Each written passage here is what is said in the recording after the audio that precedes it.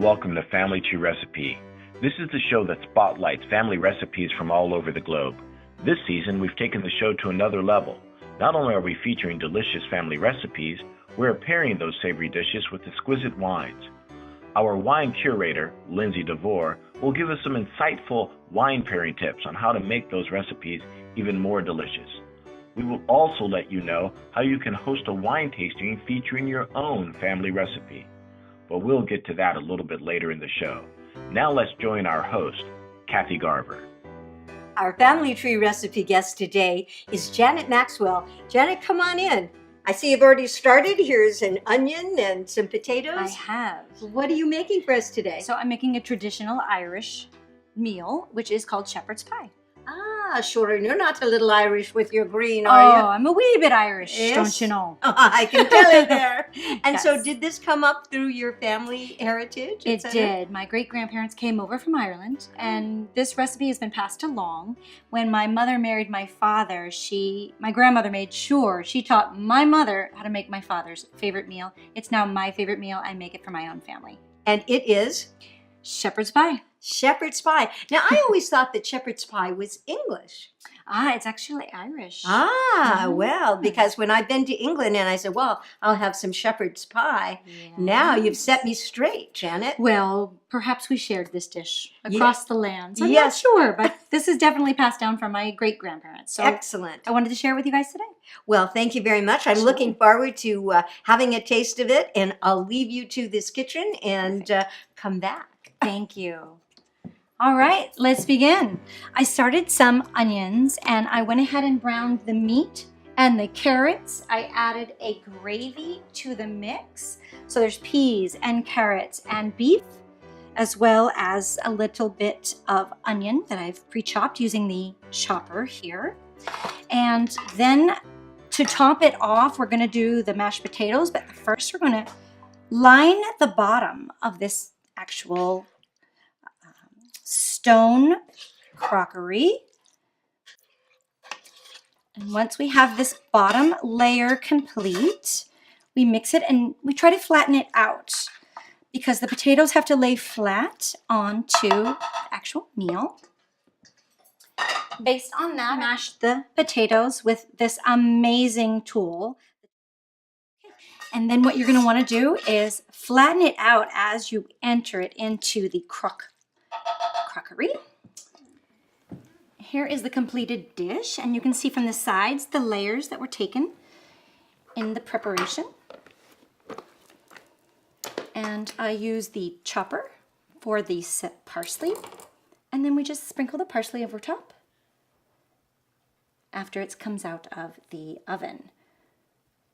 And that is shepherd's pie. Something smells awfully good. It must be the shepherd's pie. Oh my gosh, all that from the chopped onions to that. the That finished looks product. absolutely fabulous.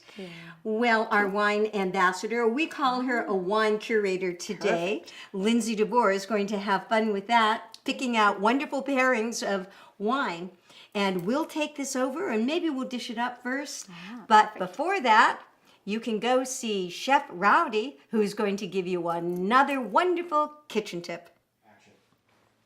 Hello, I'm Chef Roddy, bringing you some tips from my kitchen to yours.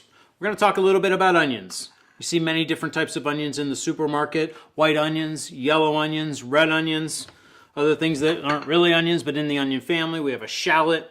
You might see other sweet onions. Depending upon what you're going to be making is the onion that you're going to want to choose for the particular application.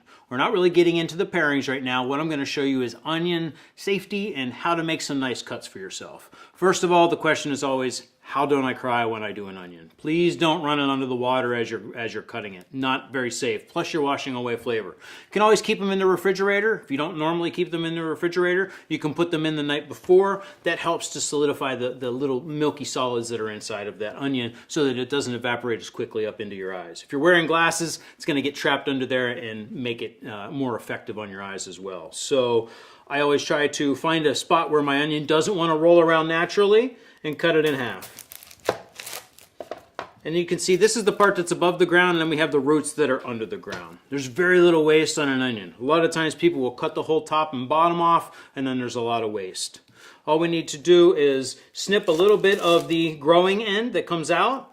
And then what I do is make a little V notch in the root side and take that out. And aside from the skin, that really is the only waste that we have in an onion. So after we peel it, keeping your board nice and clean because we don't want any of those peels inside of any of the cuts that you're going to make. First one I'm going to show you, you can see a natural contour. The onion has seams, if you will, that roll down it. We use that as a blueprint in the culinary school. So I use my knife right on that. That's going to allow me to cut julienne slices. So if you're making fajitas or a nice salad or what have you, notice I'm keeping my fingers bent, always about safety, not putting them straight out. That's a julienne slice. And then I move it nice and safely with my bench scrape to keep myself safe without using my knife. And then the last cut is just going to be slices which we can then turn into dice. Same way, taking off the top and the bottom, very little waste. Then I come in, finish up my peeling, taking off the first outer layer. This can go into a chicken stock later or to make some type of a beef broth. Always cleaning up my board. No root ends on the cutting board. Then I'm going to make half slices, obviously, because it's cut in half. I can use these as slices for a sandwich, whatever you like. Or I can then come in and turn them into dice.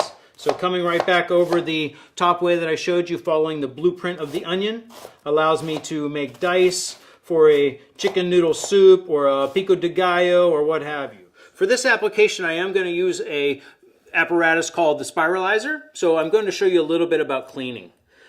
This is the growing end, this is the root end. There's root ends on the bottom, so it grows out of the top. So I refer to that when I'm making my cuts. I just want to take a little bit off of the top. A lot of times people will actually take the whole very top of it off. You might need to go a little bit farther, but we don't want to waste very much of it. I want to make sure that all of the paper is off. This is pretty clean, but for how I'm doing it, I want to make sure that all of this loose material, less solid I should say, is actually off of the outside. And I also always like to clean up the root end of it. Just getting rid of those roots, that way there's no chance of them being introduced into the cuts that you're going to make. So now with a clean cutting board, making sure that everything is off of the cutting board, no root ends or any peel or anything going around, I'm going to bring in my machine called the spiralizer. Very easy. It's like an Asian spiral cutter. Allows me to put in my whole onion, setting it down on the center, dropping it down. I really like this design because it feeds down and uses gravity as opposed to a traditional one that we use in the kitchen. It feeds to the side. So then all I do is simply use gravity and the strings are going to go out the bottom. Had it twisted the other way, and then you can see we have nice spiral slices that we can use to make fried onion chips, use for a garnish, whatever you're going to be making. If you see something you like, at any time you can click on any of the cookery products and be taken to a site for purchase or for more information. And then we can even come in, if these are too long for you, sometimes they're a little much to deal with, you can come in, string them out, and just cut them down into segments and portions. There's a couple of more tips from Chef Roddy from my kitchen to yours. Thank you very much. Drew and Tracy here to remind you to watch Family Tree Recipe on your smartphone. Or any mobile device. Just text the words on your screen to 95577. The new episodes will come to you automatically. Remember, 95577. Bon appetit. Hello, I'm Rose Deming. I'd like to show you a food chopper today. This is going to save you money and time so that you can spend that time with your family and friends at the table. The way it works is it's got these blades that rotate a quarter turn each time you press it. And on our cutting board, these blades will actually stay sharp along with anything that you cut because it's high density. So you just add whatever you'd like and chop. Isn't that amazing? I'm so excited. This is such a good thing to have in a kitchen. And it just chops all evenly too. If you see something you like, at any time you can click on any of the cookery products and be taken to a site for purchase or for more information. So, How many of these would you like? It's wonderful. Now, to clean this, even if you had onions or, for potato salad, you can just line up your pickles, celery, potatoes. You just take your collar off and take the food guard down and you open it up and you put it in your dishwasher. So how easy is that?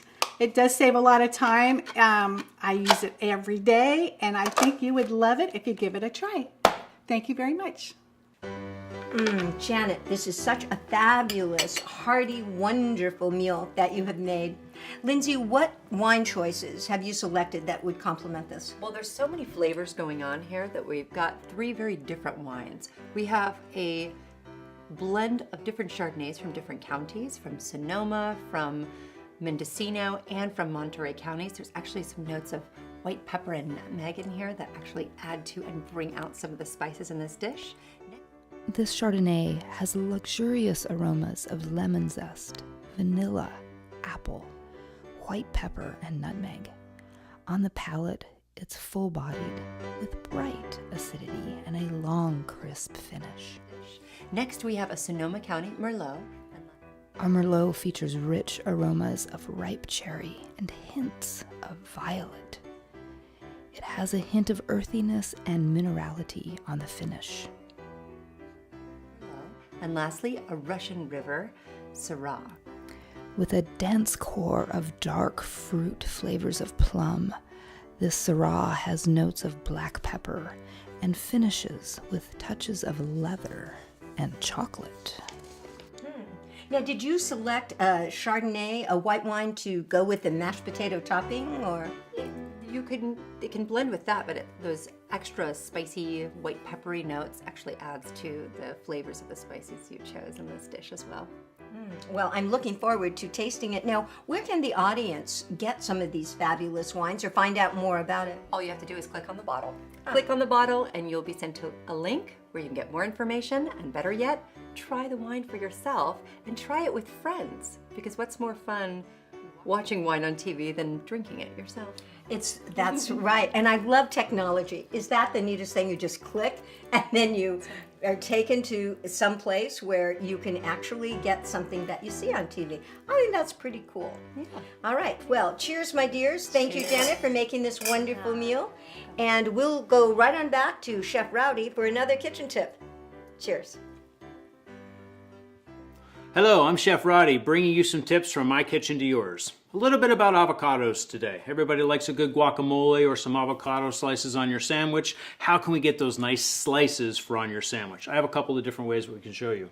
So a couple of things that you want to know about picking an avocado. Typically when you find avocados in the supermarket, you're going to need to bring them home about a week before you need them in order to be able to ripen them. But the way that you can look at how ripe they are is by what it's growing off of. So there's a little stem in there, and if you pop it out and look at the color of it, if it pops out easily, it's going to be more ripe. If it's tough to pull out and it's firm on the outside, it's going to let you know that it's not quite ripe and it needs a little bit more time. So the darker the spot is where you pull the stem from is going to give you an indication of the degree of ripeness. So the darker, the more ripe, the more green or yellow, less ripe. So using the avocado, obviously pre-wash all your produce. We need to get through the pit. Don't peel it with a peeler. What I'm going to do is take my chef's knife and go right around it, right around the pit, that nice stone inside, and then spin. Now I've got 2 halves, nice and ripe, it's got good color. While I have my knife in my hand, I want to get the stone out of there. I want to get the pit. Very safely, if you want to be even more careful, you can put it on your cutting board, pop your knife right into that pit, and twist. Typically, it's going to pop right out, and then there you go. You have it right there, and now you have the outside. Don't get rid of the pit, because we can use that to help to maintain the freshness of your avocado, because the pit helps to keep it fresh from oxidizing. Things that oxidize also are bananas and apples. You know how they turn brown. So same thing happens with an avocado. So in the restaurant, I'm going to take this in my hand and score down through it to make my slices. At home, if you want to be safe, you can keep it on your cutting board and make your cuts down through the center, going right to the skin, but not through the skin. Keeping yourself safe, make those scores all the way down. With me, I have a nice feel because I can feel right when that blade's at the skin, so it usually works a little bit better in my hand. But then after it's sliced, now you can take it and scoop it out And you can see already how I'm getting that nice little fan effect, and I have my slices ready to go. You can even put it right back in, do the same thing to both halves, put the pit inside of it and close it up. Now it's ready for you to make your sandwiches later. Just to show you, you can then lay it out and give yourself a nice little fan, and you have your nice slices to put onto your sandwich. There's a couple more tips from my kitchen to yours. Thank you very much. Thanks for joining us on Family Tree Recipe. I'm your host, Kathy Garver. See you next time. Thanks a lot.